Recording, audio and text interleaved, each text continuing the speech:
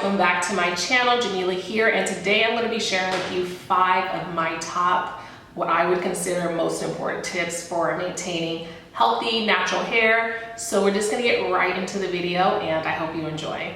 Alright, so the first tip I'm going to mention, I don't think these are in any particular order, but the first tip I'm going to mention is to protect your hair at nighttime and sleep with a satin or silk head covering, headscarf, or pillowcase. If you sleep on cotton, that is going to cause a lot of unnecessary friction on your hair strands, and that's just going to lead to dryness of your hair. It's going to dry your hair out. It's going to lead to your hair being brittle. It's going to lead to breakage and also tangles.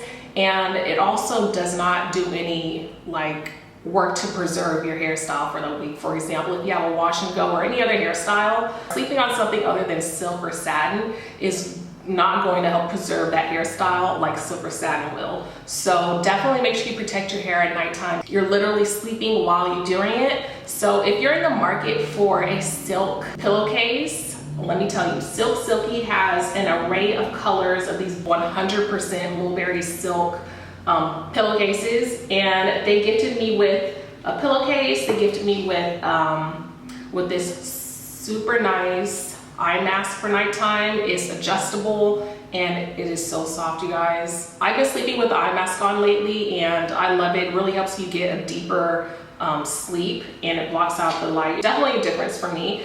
And then they also sent a silk 100% mulberry silk scrunchie, which if you know me, you know I love my silk and satin scrunchies. So definitely make sure you check out SilkSilky if you're interested. And down in the description box, I'm going to leave a coupon code for you to get a nice % off on your order. So don't forget to use that. So my second tip is to reduce the use of heat, or limit the use of heat. I don't think you need to go totally heatless. You can put heat on your hair.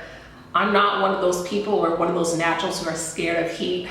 Like if I want to straighten my hair, I straighten it. I just have to get the energy to. So heat has its place for sure, but you definitely want to limit the heat that you use on your hair when you're styling it, because that literally leads to breakage and dryness and split ends. I'm sure you probably have experienced, I've definitely experienced it a number of times where I've had hair break off or it wouldn't grow past a certain length because I was putting so much heat on it. That's just what it does. It literally breaks your hair off. So when you do it too much, when heat is used in excess. So yeah, just make sure you limit the use of heat on your hair. I'm not saying don't use it, but just limit it. Be careful, okay? All right, so my next tip is to moisturize your hair multiple times a week. I don't think it's 100% necessary or imperative that you moisturize your hair every day, but you need to do it multiple times a week. I would say don't only moisturize your hair like the day after you wash it or the day you wash it, but you want to do it a few times a week, you know, as needed. Use your own judgment, but do it at least 3 times a week to make sure that you're keeping your hair healthy and in a good state consistently, just to make sure you're maintaining the health of your hair and preventing it from getting dried out and breaking and just getting brittle. So what I like to do to moisturize my hair, I just like to take whatever moisturizer I like. And sometimes I do, sometimes I don't. I'll put a little spray on my hair, like a little spray of water. I don't always do it, but sometimes I do. It just depends on what I feel like doing. But I'll take whatever moisturizer I have of my choice. I'll put the moisturizer in, and I always lock in that moisturizer with some type of oil. And I like to moisturize my hair in the daytime, so like in the morning as opposed to nighttime, because I don't like going to sleep with a lot of product in my hair or oil in my hair. I don't like that. So that's just what I do. But either way, definitely suggest that you moisturize your hair multiple times a week, at least 3 times a week, just to maintain your hair's health and prevent it from getting dry and brittle and breaking. So going back to heat, my next tip is to use heat when you deep condition. It's just going to make your whole deep conditioning experience and the work you're doing deep conditioning a lot more effective. It's going to give you better results. So what you can do, you can either put your deep conditioner in your hair, wrap it, and then sit under a head dryer, like a hooded dryer, either a portable one or one that you sit under. I just have one of those compactable, I don't know what you call it. I have one of those attachment head dryers that I use, hooded dryers. I just attach it to my blow dryer and sit under that. But there's a number of ways. If you don't have a hooded dryer, you could also like, you know, put your conditioner in your hair and then like wrap it with,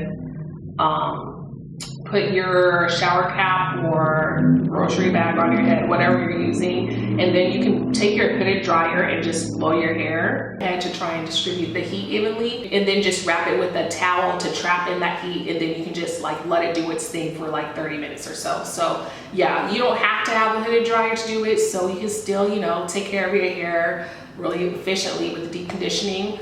If you don't have a hooded dryer, but you know, attachment one is very cheap, and mine is so small, like it just is so compact and small, easy for storage. So whatever you choose, it's all good. But I definitely suggest incorporating heat when you deep condition, just so that that deep conditioner can really get into your hair strands and do what it needs to do to the best of its ability. All right, so my fifth tip that I think is really good and really important for maintaining healthy natural hair, I think this just makes things a lot easier too, is to work in sections.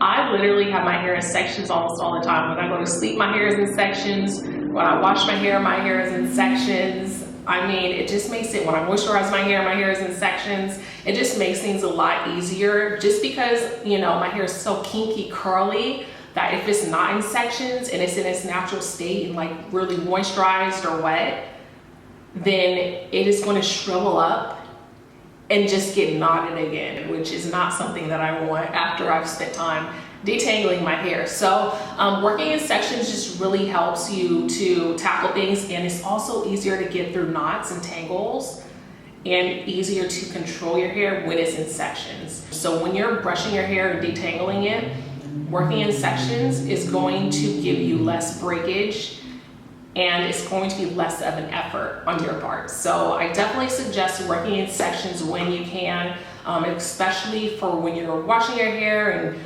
detangling it, for sure.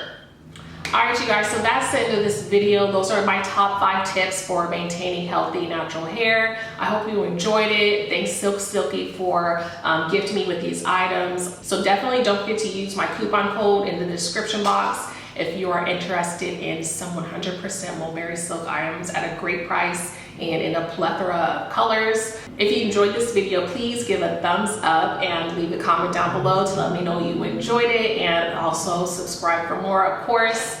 As always, thank you so much for watching, and I will see you all next time. Bye.